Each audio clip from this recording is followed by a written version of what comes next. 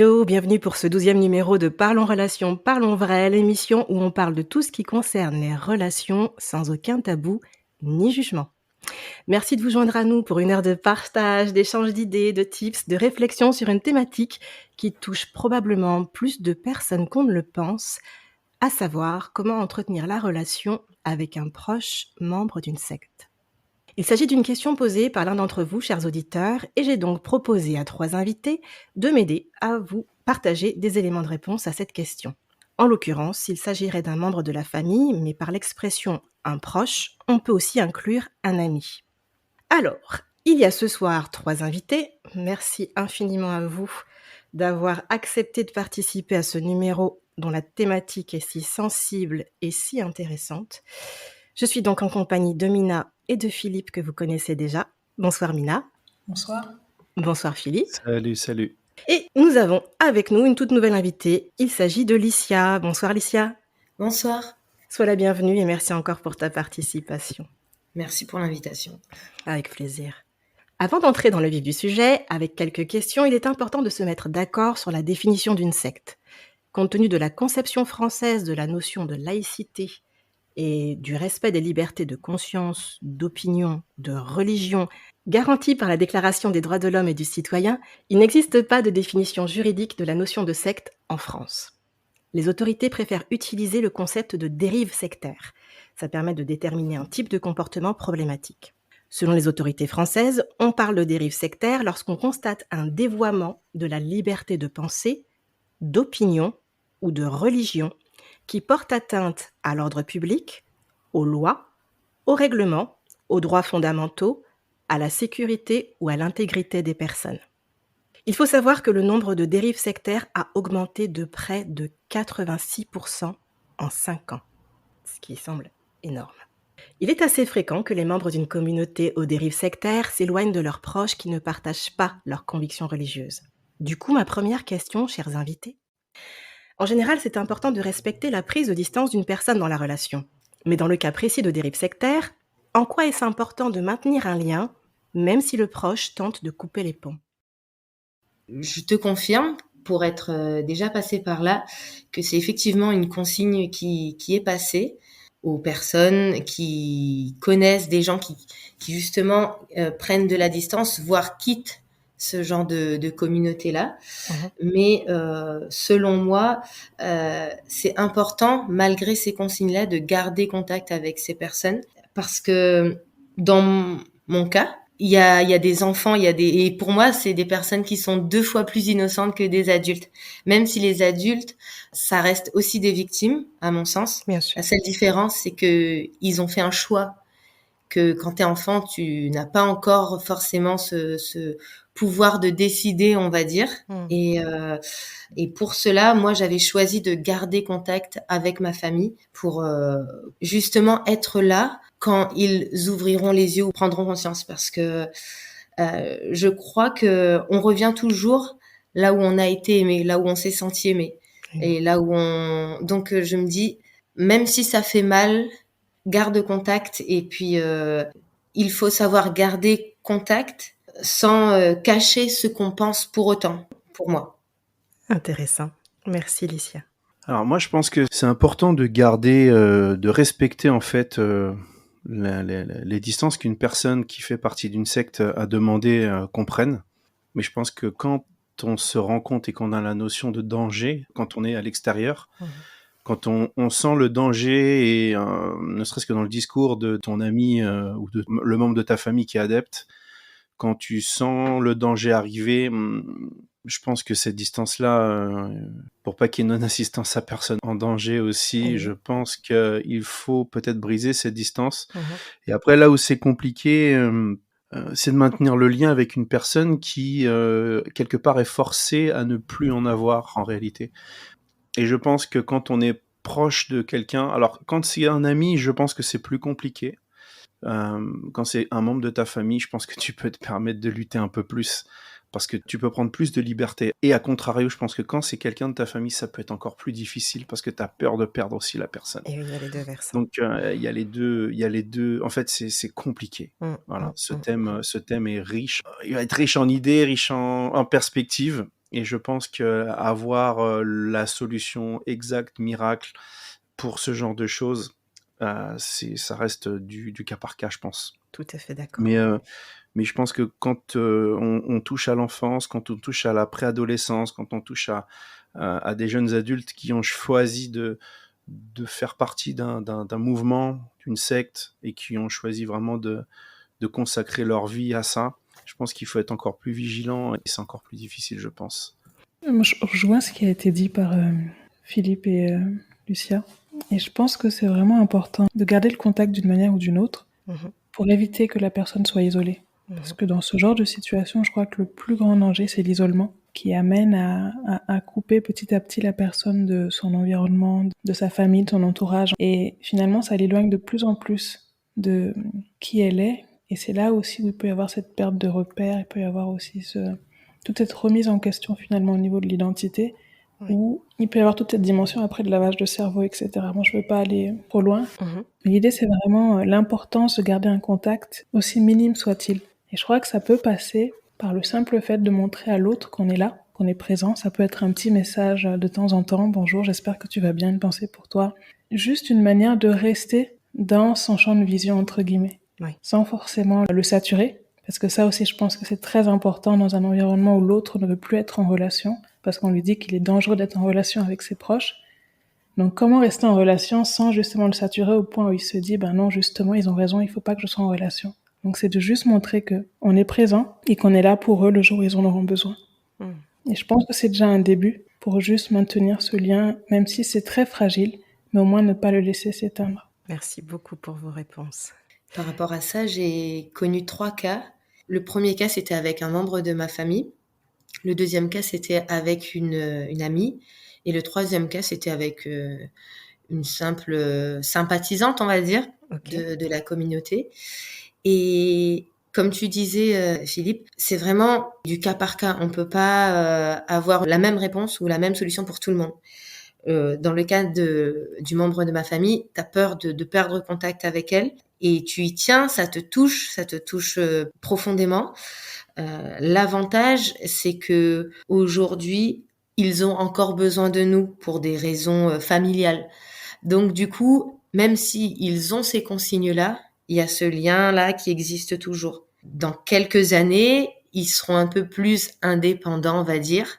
Et là, on espère qu'ils en seront sortis avant ça pour pas que cette situation-là se présente.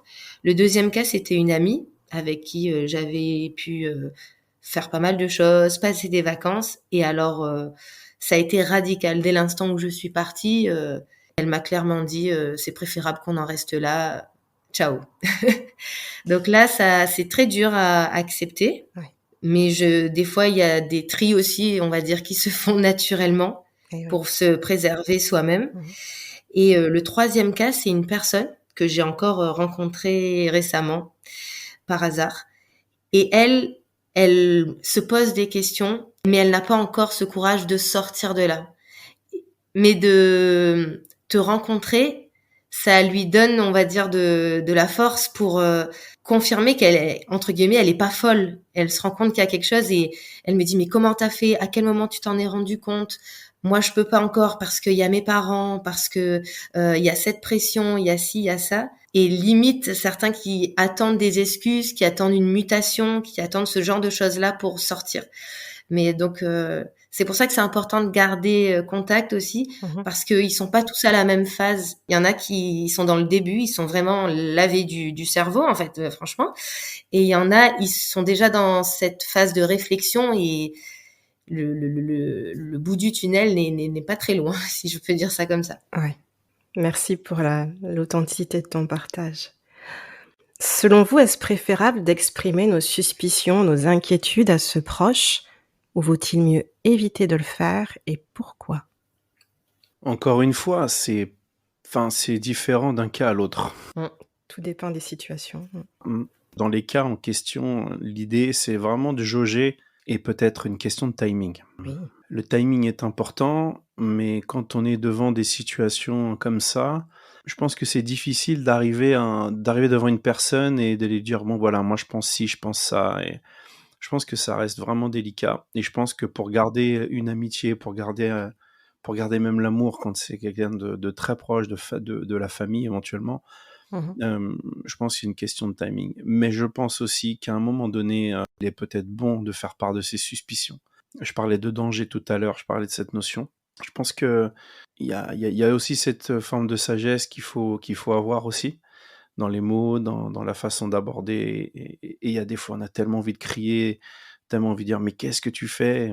En fonction des cas, c'est peut-être pas la solution en fait. Avoir des moments de qualité, comme disait Mina tout à l'heure, des moments peut-être des moments simples, des moments de non-jugement.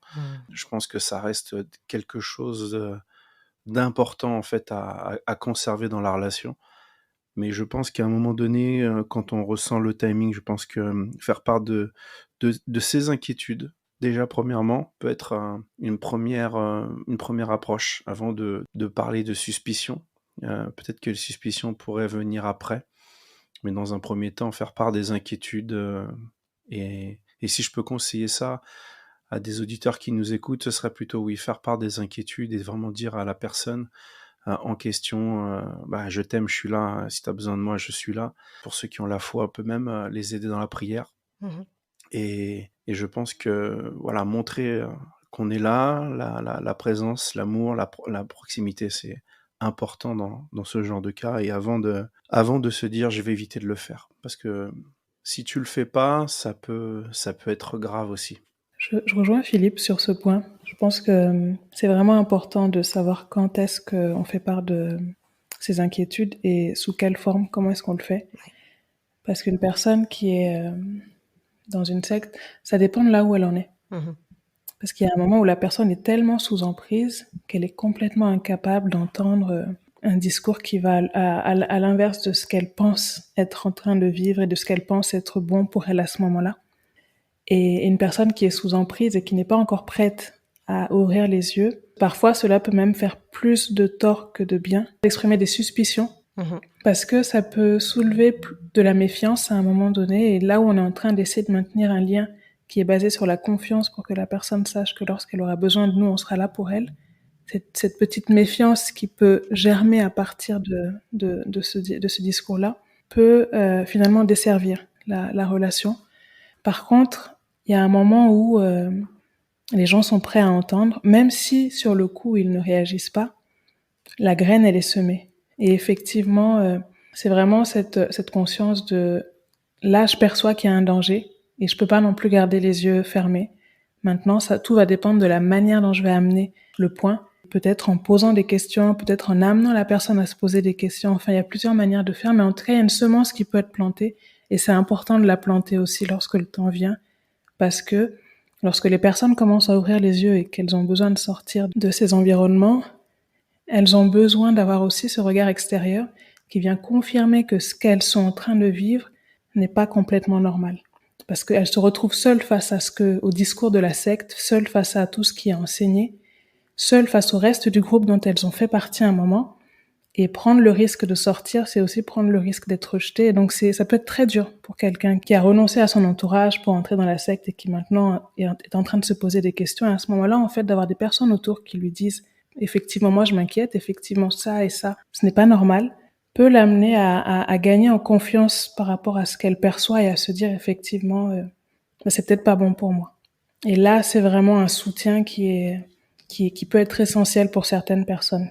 J'aime beaucoup vos réponses à tous les deux, qui sont riches. Et dans mon cas, j'étais à la fois, on va dire, observatrice, mais j'étais à l'intérieur. Je gardais pas contact, comme si j'étais à l'extérieur et que je voyais les choses. J'y étais. C'était un choix sans en être un. C'est parce que je cherchais une communauté qui partageait la même foi que moi.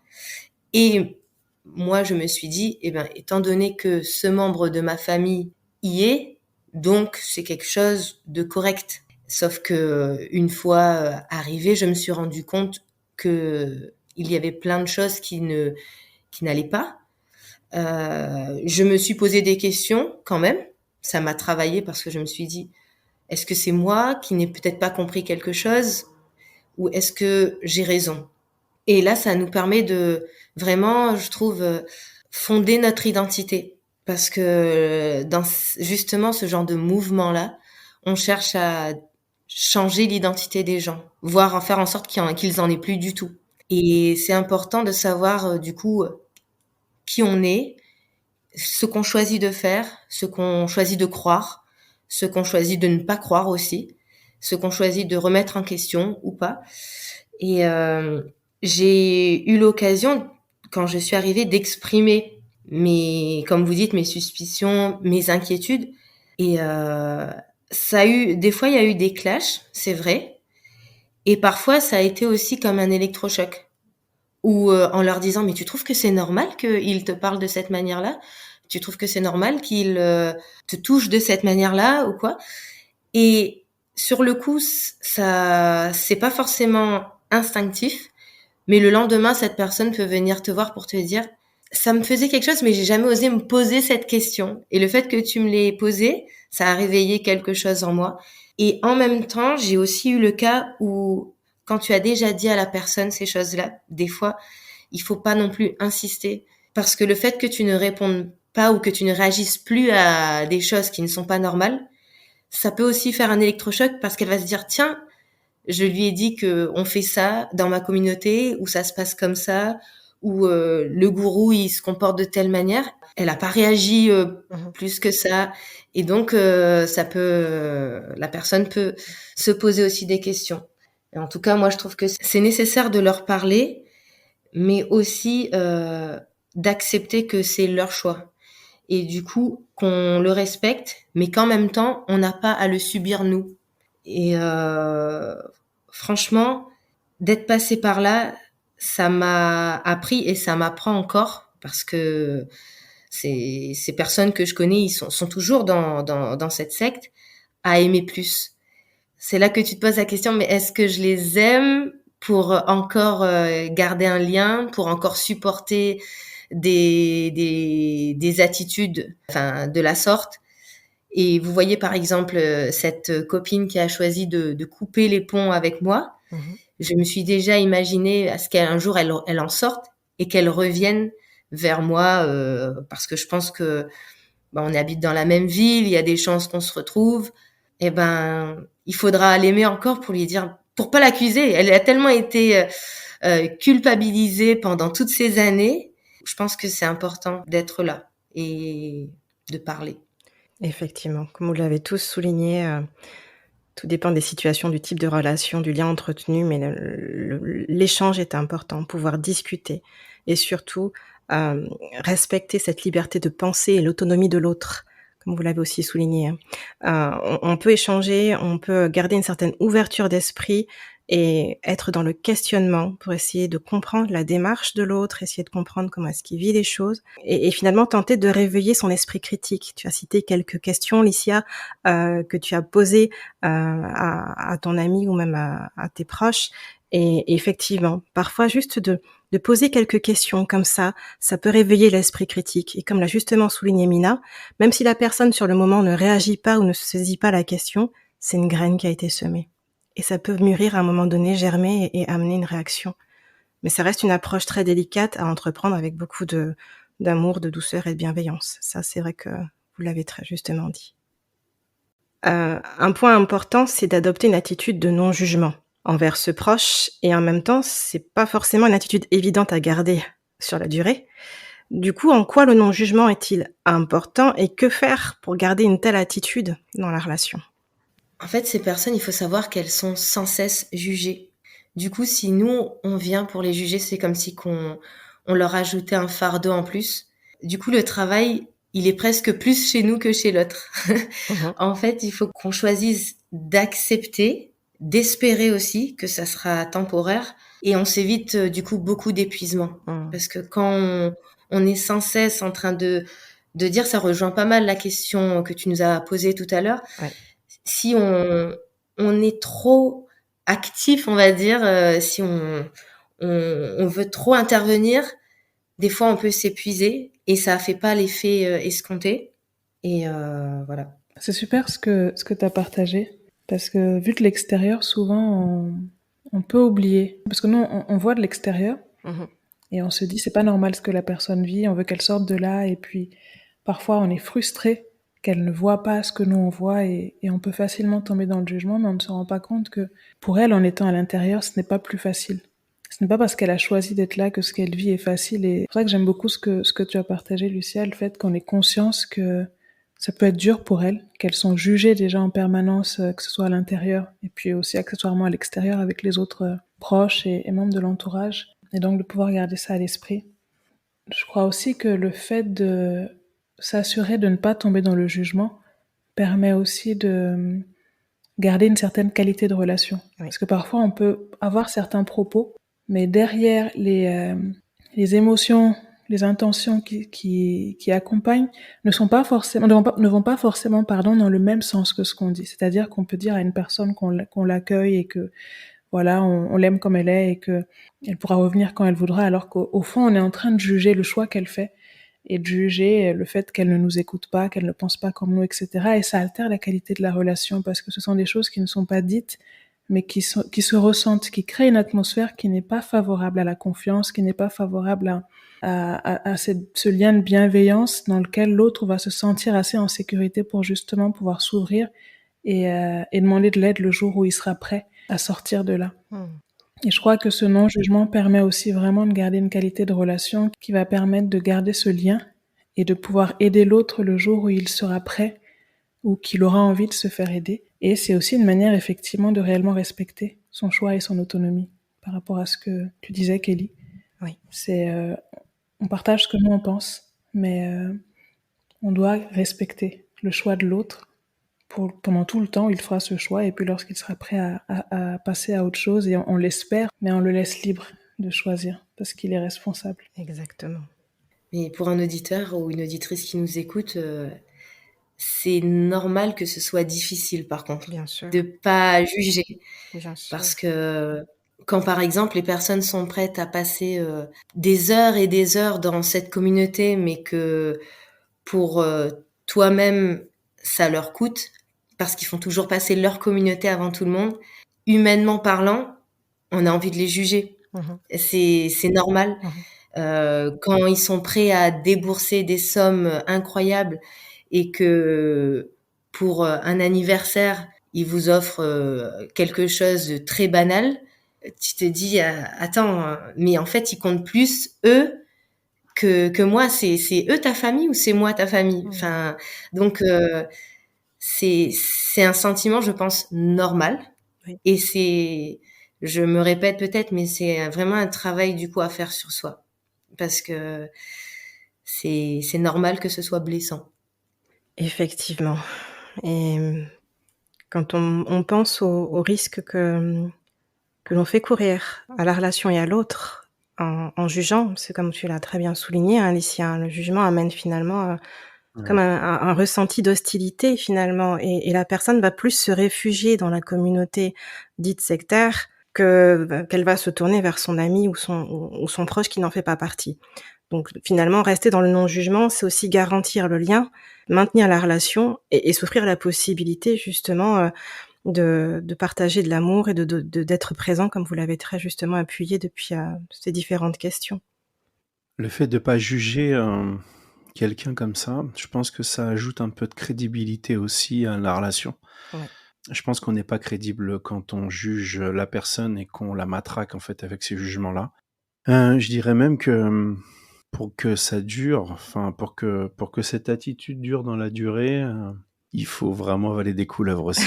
Je pense que beaucoup prendre sur soi. Ouais, faut prendre sur soi. Je pense que bon, déjà on a tous notre caractère, mais dans un cas comme ça, il y a une certaine hostilité en interne déjà. Tu parlais tout à l'heure justement, Alicia, du fait que tu te laisses parler comme ça, tu te laisses toucher comme ça, ou ceci ou cela. Je pense que les personnes qui subissent ces emprises-là ont énormément de pression. Oui. Ils acceptent, ou par fragilité, ou pour autre raison, peu importe, on va pas les énumérer là. Je pense qu'on a tous une idée de oui, ça peut être des blessures, ça peut être plein de choses qui font que la personne va trouver dans cette communauté-là un appui qui peut-être au départ sera fraternel même. Et je pense que les personnes arrivent à un stade où elles sont en interne déjà tiraillées. Et je pense que si tu as cette attitude-là en tant qu'ami, déjà de juger et de te comporter exactement de la même manière, je pense que c'est pas aider la personne. Bien au contraire, la personne doit sentir en toi un refuge, un abri, un non-jugement et une possibilité de s'exprimer. Et l'idée serait vraiment que tu sois, toi, pour cette personne-là, une porte ouverte tout le temps. Et c'est là où c'est compliqué, en vrai. C'est là où c'est compliqué, en vrai, d'être cette porte ouverte pour la personne. Et que cette personne-là puisse se confier à toi et qu'elle ait cette possibilité de, peut-être même de partager des choses, que tu puisses, malgré tout, réussir à être comme un peu un confident. Et je pense que quand tu es à l'extérieur de ça et que tu vois ça, je pense qu'il faut vraiment, vraiment s'attacher à ces gens-là. Oui. Il faut vraiment s'y attacher avec prudence, s'y attacher, faire en sorte qu'ils aient toujours cette possibilité de se dire, tiens, je vais pouvoir lui parler, je sais que ça va bien se passer, je vais pouvoir lui partager ceci, cela, je sais que j'ai pas le droit, mais je vais quand même le faire parce que je vais être bien accueilli. La suite après, tout est aléatoire, mais je pense qu'une personne qui a cette possibilité de pouvoir se confier, je pense que c'est beaucoup plus simple quand elle ne ressent pas le jugement, clairement. Et je pense que pour vraiment garder ça dans la durée, ouais, il faut avaler des couleuvres, il faut vraiment faire preuve de... Ouais, je pense qu'il faut accepter. Et de toute façon, l'amour peut tout. Exactement. Et quand on a cette certitude-là, c'est pas facile, mais c'est peut-être plus simple. C'est très juste et ça permet effectivement de maintenir une sécurité dans la relation, de savoir que c'est un lieu sûr. Yeah. Super. Tu demandais aussi comment est-ce qu'on peut faire pour garder cette attitude sur la durée. Ne pas avoir cette attitude de jugement. Et j'aime beaucoup ce que Philippe a partagé par rapport à l'amour. Et c'est vraiment une ressource essentielle. L'amour peut tout, comme tu l'as dit, Philippe. Et ça nous aide, même nous, en fait, à aller au-delà de nos propres limitations et à aller au-delà de nos propres jugements et perceptions. Et je pensais aussi au fait de se rappeler que personne n'est totalement à l'abri. C'est vrai. Je m'explique. Souvent, on juge certaines situations de l'extérieur, mais on oublie que on ne les a pas vécues, pour certains. Et c'est toujours plus facile de juger quelque chose qu'on n'a pas vécu. Et au fond, on ne sait pas comment est-ce que nous, on réagirait si on était dans la situation. Et c'est peut-être de se rappeler ça aussi qui peut nous aider à moins rentrer dans le jugement, parce que les sectes, il en existe de toutes les formes avec toutes sortes de discours. Donc peut-être que certains discours, pour nous, seraient flagrants et on n'y adhérerait pas. Mais il y a d'autres formes qui sont beaucoup plus subtiles et beaucoup plus séduisantes et qui peuvent se présenter avec une forme de discours qui, de prime abord, nous séduirait. Et on pourrait commencer à y rentrer et puis sans doute à un moment se rendre compte que quelque chose ne va pas. Mais tout ça pour dire que on n'est pas totalement à l'abri et qu'on ne sait pas comment est-ce que nous on réagirait. Et que ça peut aussi nous aider à moins tomber dans le jugement quand on est tenté de juger l'autre. De se dire mais finalement je ne suis pas à sa place et je ne sais pas comment est-ce que je réagirais dans une situation semblable. Et donc je choisis l'amour et je compte sur l'aide de Dieu pour m'aider à ne pas juger l'autre. Sachant que de ce que vous dites tous les deux, les auditeurs, les auditrices, le non-jugement, ça ne veut pas dire que vous acceptez. Vous pouvez entendre, et autant elle est libre de penser ou de choisir ou de faire comme ça, elle doit aussi entendre que on est libre de choisir ou de penser autrement. Et voilà. Enfin, vraiment, il y a cette notion de je ne juge pas. Ça ne veut pas dire que pour autant j'adhère à ta façon, comme toi, tu as le droit de pas adhérer à ma façon de penser ou quoi. Exactement, et merci pour cette précision, Licia, effectivement. C'est vrai que le non-jugement, c'est d'accepter qu'on peut ne pas être d'accord sans pour autant critiquer la vie de l'autre. Tout à fait. Il y a un truc que j'ai appris avec le temps. On apprend quand on n'est pas parfait. C'est en fait se mettre à la place d'une personne avant d'ouvrir la bouche et essayer de comprendre la personne. C'est ce que tu disais, Mina, en vrai. Se mettre à la place de la personne, essayer de comprendre ce que la personne est en train de vivre, même si on n'est pas prêt à comprendre l'entièreté de ce que la personne vit. Mais c'est de se mettre à la place de la personne et de se dire comment je vivrais le truc si on venait vers moi avec des questions, des jugements, des inquiétudes, etc. Et je pense poser les bonnes questions sans trop en poser, être bienveillant pour que la personne vraiment puisse se livrer, en fait. Et là, vous êtes en train d'anticiper ma prochaine question, parce que vous en avez donné déjà pas mal de trucs et astuces dans vos différentes réponses. Et j'allais justement vous demander, auriez-vous des trucs et astuces à partager sur les différentes manières d'entretenir le lien? Est-ce que vous en voyez d'autres? Vous avez parlé du fait de donner de l'amour, quelles que soient ses convictions, dans le non-jugement. Tu as parlé, Philippe, de bienveillance. Qu'est-ce que vous voyez d'autre? Moi, dans mon cas, j'ai ressenti intérieurement qu'il fallait que je demande pardon à la personne. Ça peut paraître étonnant, mais en fait, cette emprise, elle a commencé dès l'instant où elle s'est éloignée dans une autre ville et elle s'est retrouvée seule. Et je me suis pas rendu compte à ce moment-là de l'importance de prendre régulièrement des nouvelles des personnes qui comptent. Et du coup, justement, tout à l'heure, tu demandais est-ce que c'est important la prise de distance ou pas? Et ben justement, parce que je n'ai pas été assez présente, et ben ces personnes-là ont pris cette place que moi je n'ai pas prise. Et du coup, j'ai pris un moment pour parler avec ce membre de ma famille et pour lui dire. Quand je lui en ai parlé, elle m'a dit oh non non mais ça va, maintenant c'est passé. Ça m'a permis de me libérer moi-même vis-à-vis d'elle. Et je voulais juste dire, cette personne-là, elle était jeune. Elle est toujours jeune, mais elle était jeune et j'aimerais juste dire à tous ceux qui écoutent ce podcast que gardez le lien avec en fait les jeunes parce qu'ils sont si facilement influençables dans notre génération. Même ça va très vite, même avec les réseaux sociaux et en même temps ils peuvent être tellement enfermés sur eux-mêmes et c'est ce que tu disais tout à l'heure, Philippe, le fait d'être isolé. Du coup, ils captent et ils écoutent que ce qu'ils choisissent d'entendre ou ceux qui viennent s'immiscer dans leur vie. Et si justement des personnes comme nous, leur famille ou leurs amis ne sont pas là, et ben comme tu disais, ils perdent leur repère, ils perdent leur identité et ça commence comme ça avec des détails. Donc voilà, et des astuces, je dirais des repas. Moi, ça a été des solutions que j'avais utilisées, que j'utilise toujours. Des repas de famille, des anniversaires, même si, par exemple, dans sa communauté, les fêtes, ça ne compte plus, que ce soit des anniversaires, que ce soit le jour de l'an, de partager des nouvelles. Je sais qu'on a un groupe de discussion, ben la personne est dedans et de la faire participer, d'échanger aussi sur d'autres sujets qui peut l'intéresser. Oui. Ça permet de créer un lien parce que souvent dans ces communautés-là, soit on se sert de tes compétences, soit on te réduit, on va dire à rien alors que tu as des compétences. Et là, de s'intéresser à des sujets qui peuvent lui plaire, c'est comme si ça va se réveiller en elle. Et elle va dire ah mais oui, mais j'aime ça, mais effectivement, et t'as vu, tu sais, il y a un concert de tel artiste, et des choses qu'elle ne s'autorisait plus. Elle va dire mais tiens, mais j'ai envie d'y aller ou j'aimerais bien participer à cet événement. Et je me dis aussi que c'est important de valoriser la personne pour ce qu'elle est. Oui.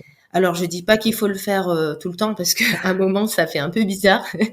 Il faut que ce soit sincère et de temps en temps, la valoriser pour ce qu'elle est dans son identité et aussi pour ce qu'elle fait. Parce qu'on a connu cette personne parfois avant qu'elle arrive dans ce mouvement-là. Et là où on la réduit à rien, là où on la déstabilise dans ses compétences, eh ben ça sera comme un rappel de ce qu'elle est pour qu'elle reprenne confiance en elle. Mais dans tout ça, ça demande quand même beaucoup de patience et d'amour. Oui. Parce que c'est pas toujours reçu comme on l'attendrait, comme on s'y attendrait. Effectivement.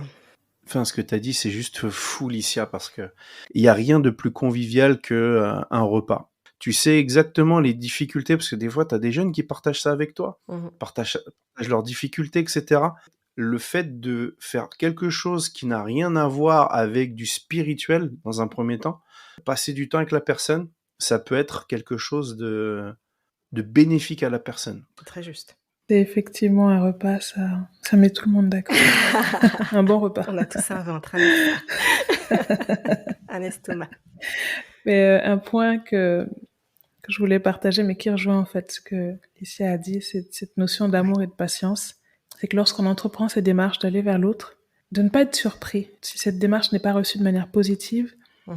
Et si, par exemple, on invite l'autre à un repas et qu'il dit non, et puis un anniversaire et il dit non, de ne pas le prendre personnellement en fait, mais de vraiment garder cette patience et de continuer quand même, alors sans le saturer, on est d'accord, mais de continuer quand même à avoir cette démarche de juste aller vers lui et de lui montrer qu'on est là. Et même s'il dit non, de ne pas le prendre personnellement. Je crois que ça, c'est vraiment important parce que c'est ce qui va permettre de rester dans cette ouverture pour le jour où l'autre sera prêt à revenir. Super. Et si je peux me permettre, là, on parle de démarche vis-à-vis d'une personne qui se trouve dans un mouvement sectaire.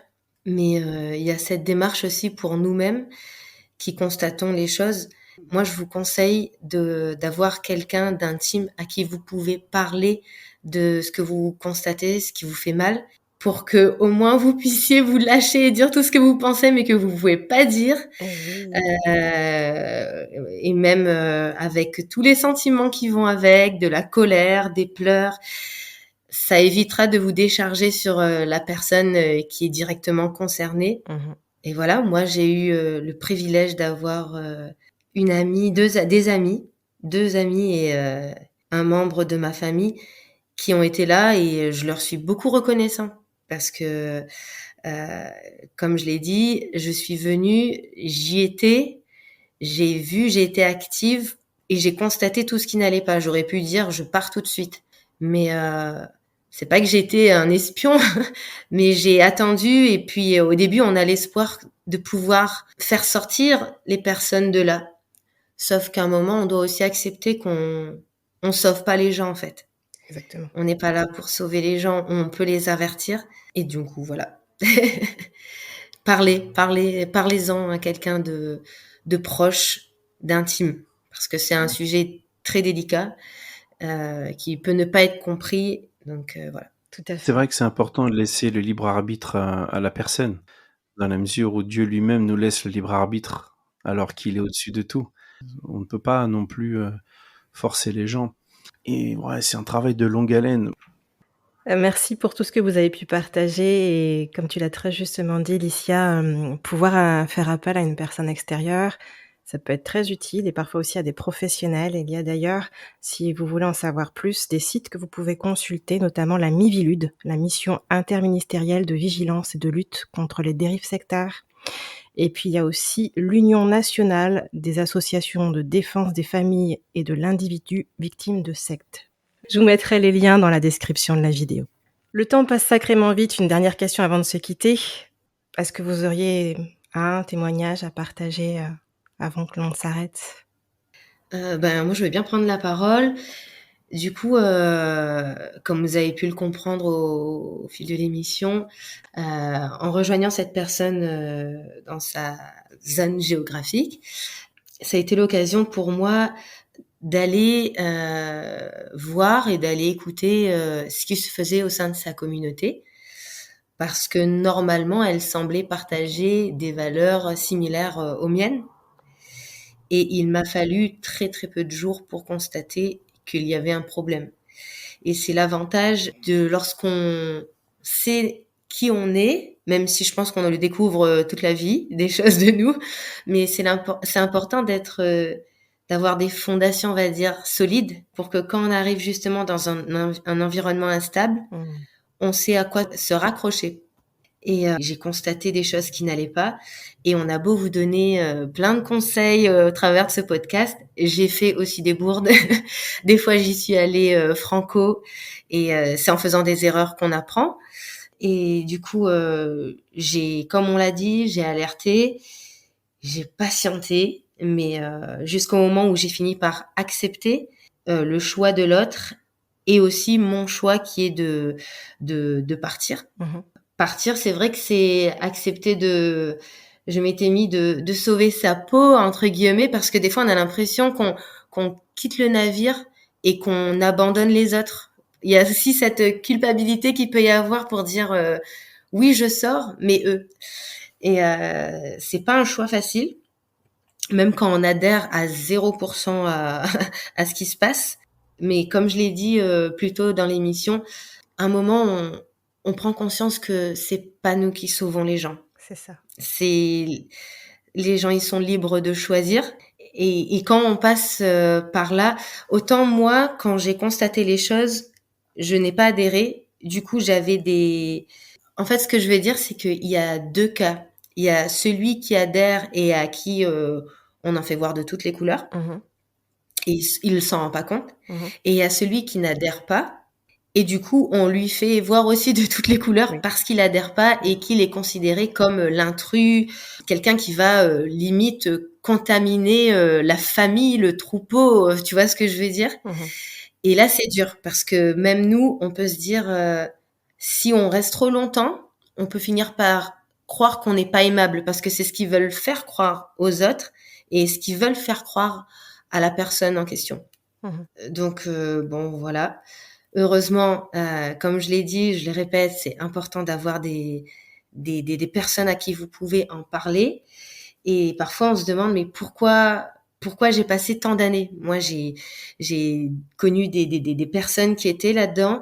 Et quand elles ont enfin ouvert les yeux, elles se sont dit, mais pourquoi j'ai perdu autant d'années, ma jeunesse Et en même temps, quand j'ai réfléchi à cette émission, je me suis dit, moi, ça m'a permis de régler des choses personnellement, de m'affermir aussi, d'aider des personnes. J'ai dit, pourquoi moi, je devrais passer par là?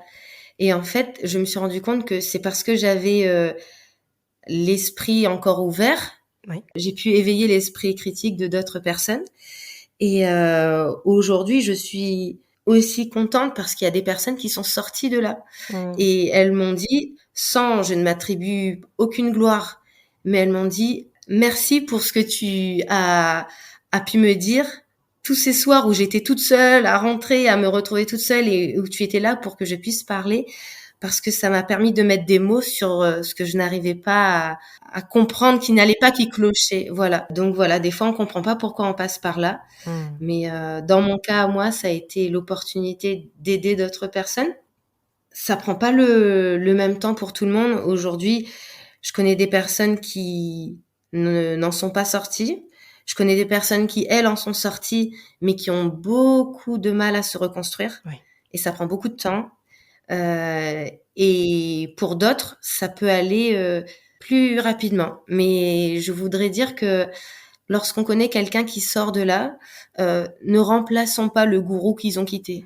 Parce que même si cette personne n'arrive plus à faire des choix, parce qu'elle a toujours été habituée à ce qu'on choisisse pour elle, qu'on décide pour elle, apprenons-lui à reprendre confiance.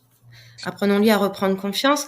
Et c'est quelque chose de tout bête, mais j'avais une copine qui voulait faire une activité et elle me dit, tu crois que je peux l'inviter lui? Tu crois que je peux l'inviter elle? Parce qu'avant, on choisissait pour elle qui elle avait le droit de fréquenter. Et je lui dis, mais tu peux inviter qui tu veux. Tu peux mettre en copie qui tu veux. Mais je voulais pas lui dire, ah ouais, lui, pourquoi pas? Ah, elle, bof, bof. Non, tu vois. Ce que je voulais dire aussi, c'est, ça nous demande beaucoup de donner sans attendre quoi que ce soit en retour, au final. Et ça, c'est dur parce que on aime bien être aimé, on aime bien aussi que l'attention qu'on donne, ça soit parfois réciproque ou ne serait-ce apprécié. C'est pas toujours le cas dans cette situation-là.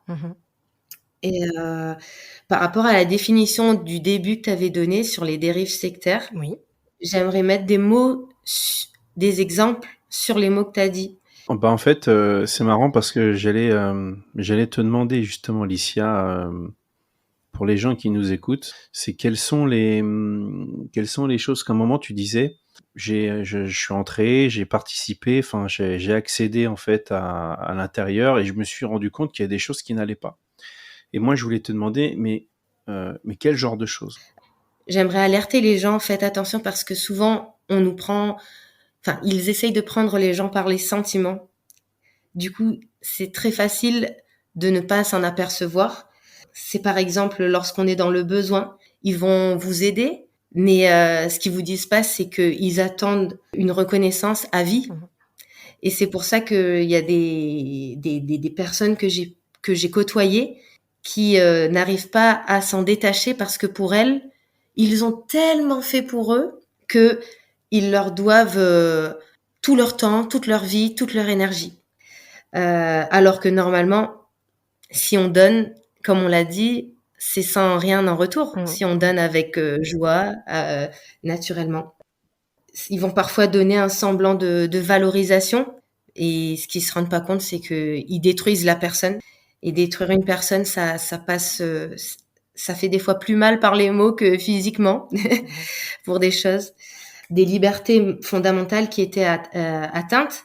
Ça va dans ce qu'on pense, dans ce qu'on choisit, dans le temps qu'on passe. Et moi, je l'ai vu dans même le travail, là où tu es, qui tu fréquentes, voire même t'inciter à ne plus travailler, à te couper de la société. Tu as parlé d'intégrité des personnes, et là, ça va même dans des tâches ingrates, dans du racisme. Donc, voilà des exemples. Si ça peut mettre en alerte des personnes, il y a une différence entre ne pas être d'accord et désobéir pour moi. On est libre de dire qu'on n'est pas d'accord et pour autant s'entendre. Dès l'instant où la personne, parce que tu n'es pas de son avis, te recadre ou te met de côté, c'est une relation pour moi anormale. Et juste, il y a un livre, ça s'appelle Les relations destructrices, guérir des abus émotionnels et bâtir des relations saines, de Leslie Vernick. Merci. Voilà. Merci beaucoup. Eh bien, nous sommes arrivés à la fin de cette émission. Merci à vous de contribuer à proposer du contenu de qualité à nos auditeurs. Merci beaucoup, chers invités. Les retours sont très positifs et encourageants et cette émission ne pourrait pas se faire sans votre participation. Donc, merci encore et merci aux auditeurs aussi pour leur soutien. Et pour celles et ceux qui suivent le podcast, eh bien, on se retrouve la semaine prochaine avec un nouvel épisode. Et puis sinon, rendez-vous le mois prochain avec un nouveau numéro de l'émission. Prenez bien soin de vous et à très vite.